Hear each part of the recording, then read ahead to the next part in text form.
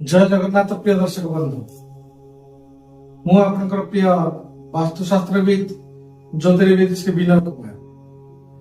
प्रिय दर्शक बंधु आपण दुकान टे करिसंती कि आपण तो दुकान को ग्राहक कम आसुसंती कि आगुरु भलो चालुथिला एबे यह धीरे धीरे व्यापार ह्रास हो जाइछि कि तेबे जानंतु जेकोसी शुक्ल पक्ष रविवार रे दिन 12टा रु 2टा समय मध्य आपण 5 गोटी कागज लेंबू आनंतु पाचिला लेंबू 5 गोटी कागज पाचिला लेंबू आनी यह को छोट छोट टुकुरा टुकुरा करी काटी दियंतु एवं एक कपड़ा ऊपर रखी एक मुठा गोलमरीच एवं एक मुठा श्वेत सोरिष बा हलदिया सोरिष ता भीतर रखी पुटुला टिके गुड़ई या धूप दीप नैवेद्य दे पूजा करी ठाकुर पूजा स्थल रखी दियंतु।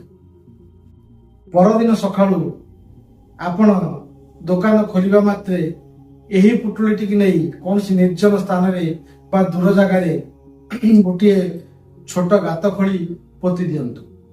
देखिबे क्रमशः आपण को दुकान भल चलिबो, ग्राहक मानक संख्या बढ़िबार लागिबो, आपण सुखरे कालातिपात करिबे। प्रिय दर्शक बंधु जदि मो वीडियो टी भल लागि थाए लाइक करंतु, शेयर करंतु, सब्सक्राइब करे को भूलंतु नहीं। रहुछि जय जगन्नाथ।